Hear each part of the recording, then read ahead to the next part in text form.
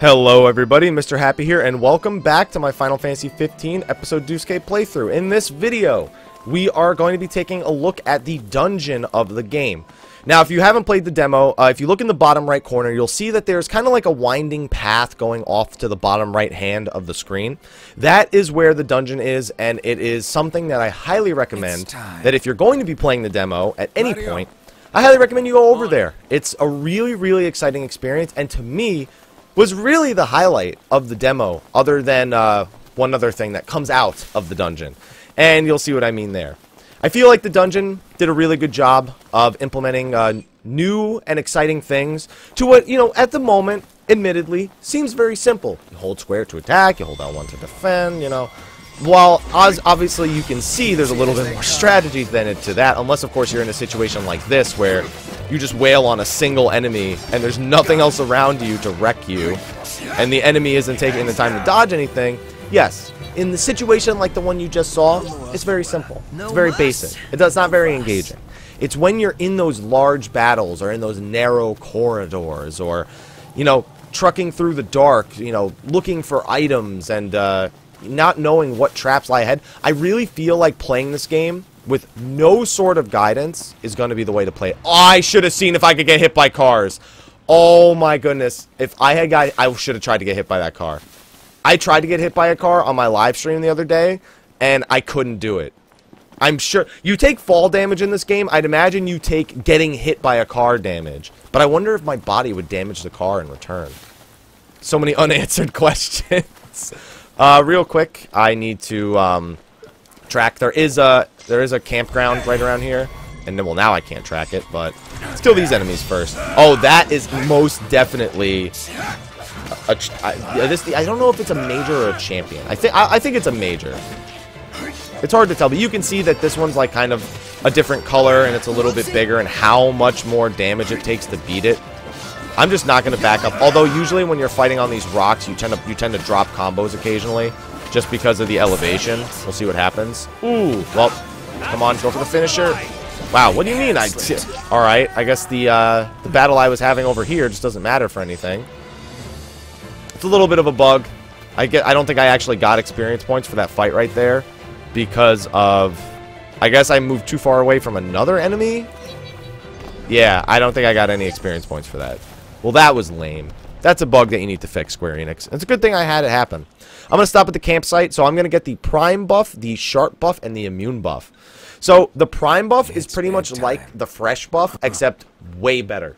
That's the only way I could think to describe it. The Sharp buff is going to increase my critical hit rate, and the Immune buff is something you really, really want going into at least this dungeon. I imagine in the full game, wanting to have your food buffs and trying to complete the dungeon in the time you have the food buffs is going to be super, super important.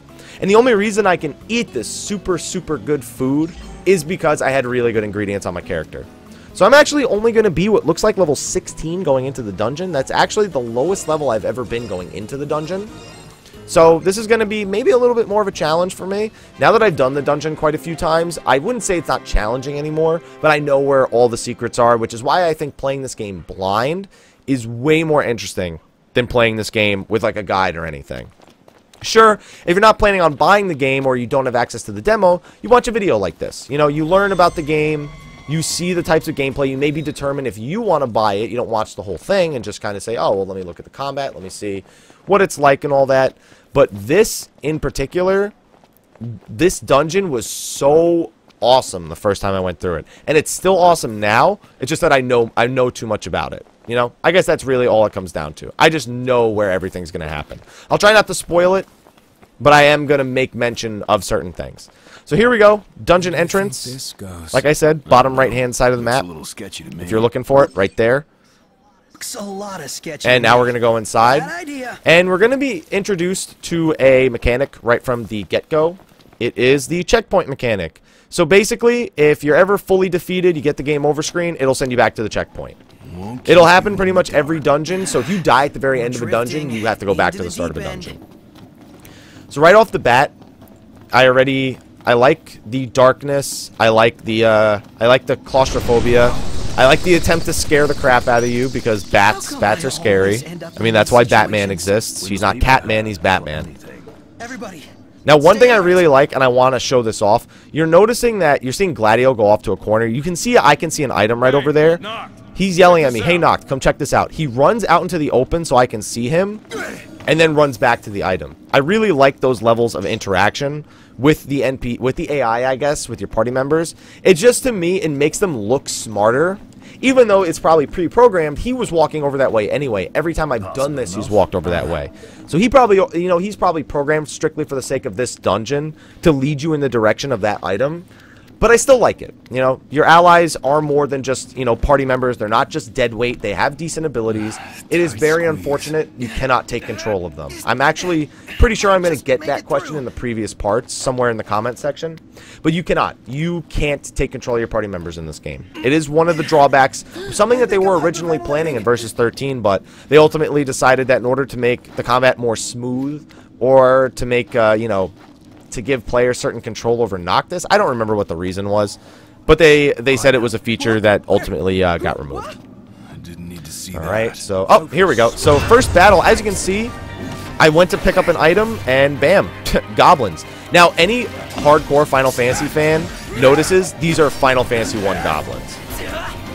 And also, my favorite parry attack, you literally stab them with the sword and then slam them in the ground. They have my favorite one by far. So goblins in this game, they have actually a pretty interesting number of attacks. They have an attack, that parry attack that you just saw me, you know, deflect. That actually steals items from you if it hits you. So they are like old school goblins where they try to steal items from you. They also swarm you in big numbers. They have an AoE poison attack. They can shoot magic. They have a lot of different attacks, which makes it pretty interesting. All right, we're just kind of sneaking through. You also notice that they kind of wait for you around items. They use items to kind of bait you out into triggering a trap. It's pretty cool. Oh, we can see another goblin right here. So it's pretty dangerous to just jump out into a cavern, but just for the sake of entertaining you guys, let's do it. It's usually pretty bad because sometimes sometimes goblins they try and lure you back into traps. And it can cause big issues. Oh, did that not steal the item? Normally it steals items. Maybe it's a different attack that steals the item. I've had items stolen from me by these guys a bunch, though. Like way more than I wish I could admit. Okay, I went the wrong way.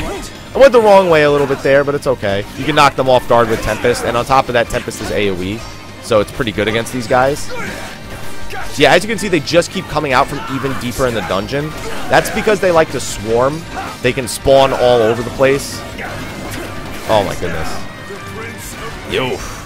Oh, nope, nope, nope. See, that was, saw that little bolt of, I guess, lightning? Oh, the one that just hit me and did like a little bit of damage? Yeah. That's them backing off and shooting magic.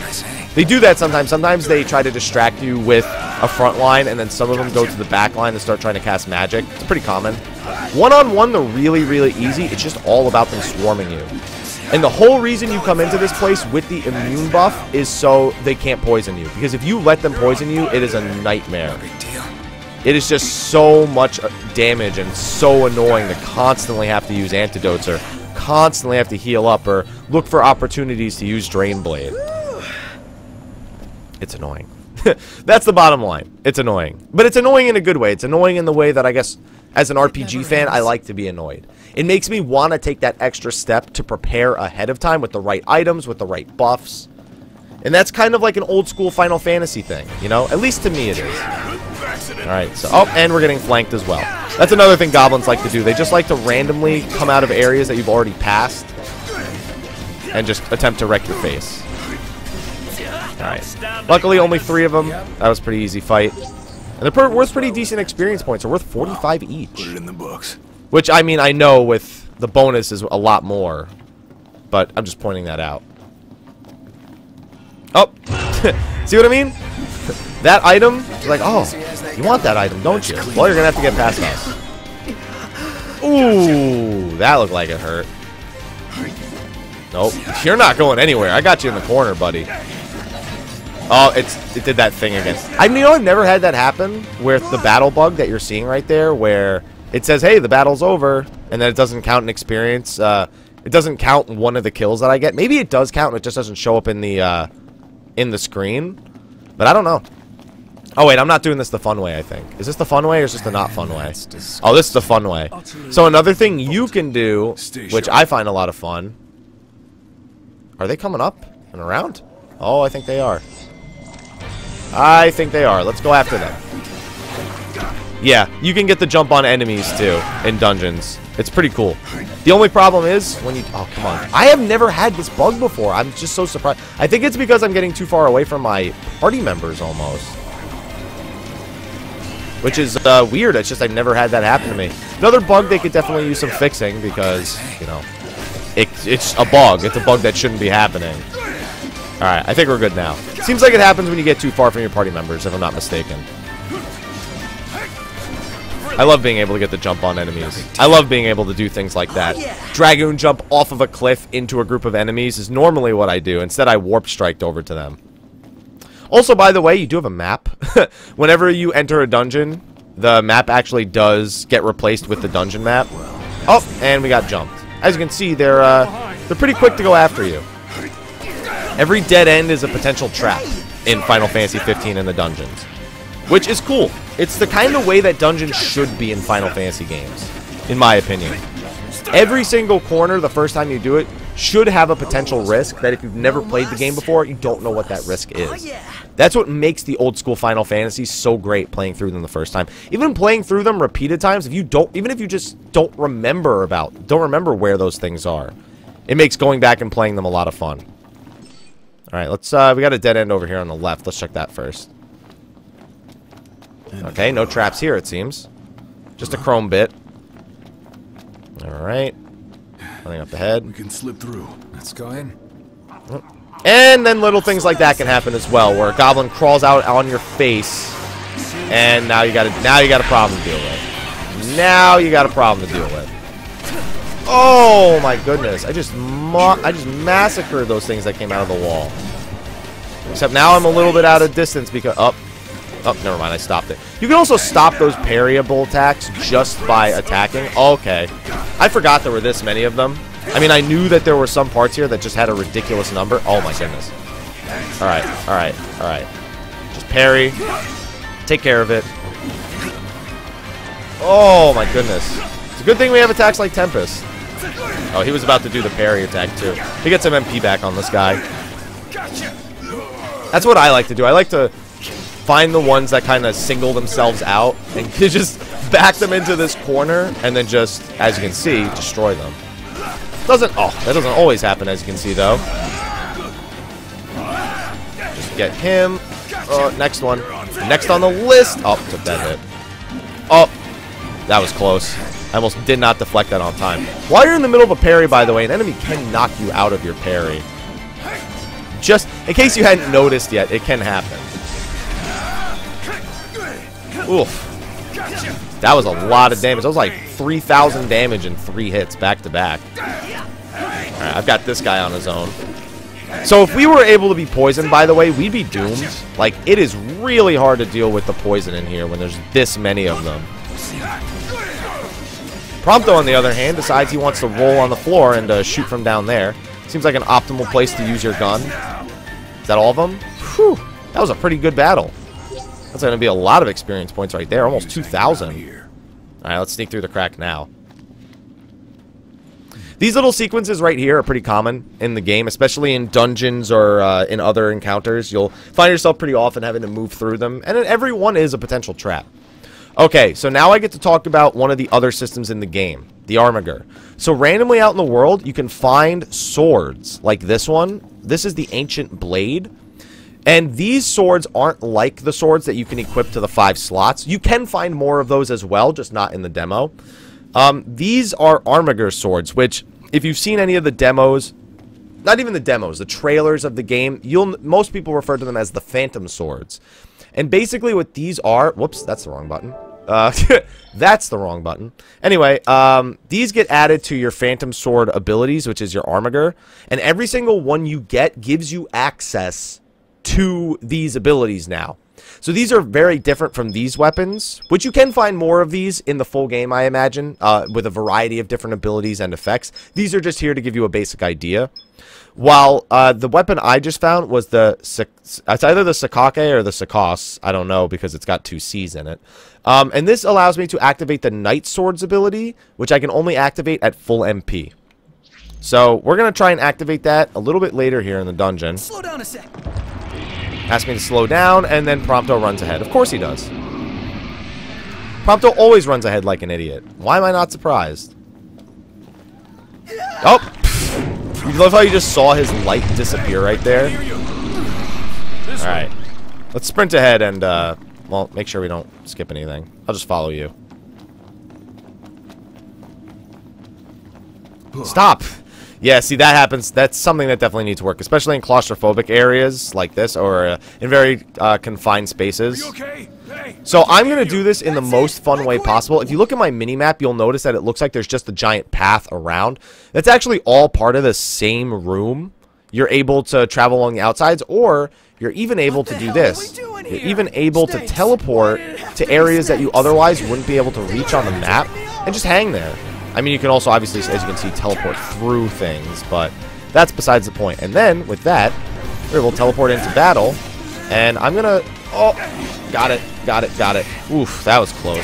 We're at full MP. Here is the Armiger. So now, all of my attacks make me teleport, and there's Phantom Swords doing additional attacks on the side. Now, as you can see, I only have 2 swords, but I'm pretty sure that if you have more Armiger swords, more of those pop out. There we go. Oh, that was close. I don't know how I dodged that. So it takes full MP in order to activate it, and it lasts until you have no MP. But even when it forces you to 0 MP, it doesn't force you into stasis. So if you can manage to get some MP back right as the attack is, I guess, ending, then you won't enter stasis. If you get hit or anything, though, you will enter stasis. So it can be fairly dangerous. For clearing out this pack, I just like to really use the Armiger. Normally, I'd recommend with this many enemies around to use... Oh, that was bad. See, potion loss. He did just steal an item from me. Okay. It does say potion loss on the screen. Oh, and as you can see, he just used that potion on himself. So enemies are smart like that. These enemies are definitely not dumb. All right, let's teach him a lesson. I'm not even trying. Oh, well, that ruins my Armiger. Let me use a potion on myself. Yeah, jumping into combat with a bunch of enemies can be kind of risky for obvious reasons. I do, however, have a lot of MP because I was knocked unconscious during Armiger. It stopped the MP degradation. There we go. And also, you use completely different attacks, kind of, when you're in Armiger. Like, you'll see that I'm... Well, actually, it's just because I get to my Vanquish attack so quickly. Alright. I think we're good. Right. Here we are. Only 5% bonus, but I'll take it. 5% of 900 is... of 990 is still a pretty sizable amount. And that's it for the dungeon. However, we do still have a pretty epic reward here at the end. And here we go. What is this place? I believe this place is called, speaking of which, this entire dungeon is called, it's not Folklaw, it's like Folkjauh or something like that. It's like F-O-C-I-A-U-H, or so it's like Folkaw or something like that. I'm not sure. Folkaw dungeon. So, we touched the tree, and now we're absorbing things. We are absorbing the power. And now the tree is no longer as bright, or at least it doesn't look as bright. So that just unlocked a very awesome feature that I'm going to show you in the final fight against the behemoth. Noctis has assimilated a new astral power. That astral power is Rama. He will bestow his grace on Noctis when Noctis's HP is 0. However, common enemies defeated by him do not provide EXP or enemies or items specifically in the demo. In the demo, it's very, very specific that it's only in the demo this doesn't happen, which probably means that the system that we're going to see for summons right now is probably nothing like the actual system. I mean, that's just a guess, but if they have to make that distinction, it leads me to believe that. I think that's a fair assessment. So I'm going to quickly go back to the campsite, not the caravan, the other campsite. And then we're going to get started on the next video, which is going to be us tracking down Deadeye the Behemoth and killing him. And then we're going to watch the ending cutscene of episode Deuce K. We're going to hope that this entire series didn't have audio issues, and if it does, I apologize. But, yeah. Also, by the way, is it just me? I meant to point it out earlier. This is normal walking speed, right? This is jumping. Is it just me, or is jumping faster? It's not as fast as sprinting, but it's fast. I'm not imagining things, right? Also, I'm losing frames a lot when I do that jump. Maybe it's just the air. Can this be it? Can this be it? Can we get hit by the truck? Oh, come on! Your truck definitely doesn't have good enough brakes to do that. You disappoint me, truck. You disappoint me a lot. Was I just in a battle with that truck? Also, I ran too far because the campsite was back up there. Oh, you know what? Let's go to the campsite right next to the behemoth, actually. I think that's a better idea. Oh, except for the fact that I have to go all the way around. I guess it's still an alright idea. It's just, I gotta go around. I also like to do this just to get around the world a little bit quicker. As long as you don't run out of MP, it works. But, you kind of like trigger a battle to start, and then you just use your warp attack to travel, and then you just completely ignore the battle. You gotta watch your MP while you're doing that, though, because as you can see, I only have 50 MP right now. If you fall to 0 while doing it, you'll go into stasis, and you don't want that. So I'll take it. Now let's do a little bit of sprinting. Follow the path. Follow the yellow brick road. All right. We're running in the right direction. I am gonna set a quick destination there just in case, though. There we go. It's only 213 meters away. So hopefully you guys are enjoying this so far. You know what? This demo sold me. Doesn't get any This demo better really than did this. sell me on wanting to buy the game. I still don't think it's like going to be a 10 out of 10 game after all these years. I know it hasn't actually been in development for 9 years, but it was announced back as Versus 13 back in, what, 2006 at this point. So, and development had sort of begun before that. So I know that 15 is a completely different developmental process because it's on a different system. It's it's on how do I want to say this? It's on a new system overall, not just a different development system or a different engine. It's on a different system altogether. They've had to make a lot of changes, but it's been good for me so far. I've enjoyed it. It's a game that after playing this, I want to pick it up. Oh, and it doesn't have the camera issues that Type 0 had. It does have camera issues, and mostly I feel like the camera issues of this game are because of the lock-on system still needing some work. I feel like allies getting in your way and the lock-on system are the two things that need the most work. But it doesn't really, for me, take away from the rest of the combat, which is good. That's a strength. I consider that, wow, that was so close to being 6666. I'm not actually superstitious, but whenever that happens, I can't help but just be like, whoa, whoa. All right, level 18. Level 18 is more than enough for finishing the demo, so I'm not worried at all. I really just wanted those buffs right there. So now that we have the buffs, we are going to do the quest for the behemoth. I'm going to go get something to eat real quick after watching that, and when I come back, we are going to track down this behemoth, Deadeye, and kill him. So thank you everyone for watching. I'll see you in the next and maybe final part of my episode Deuce K playthrough. Until then, take care.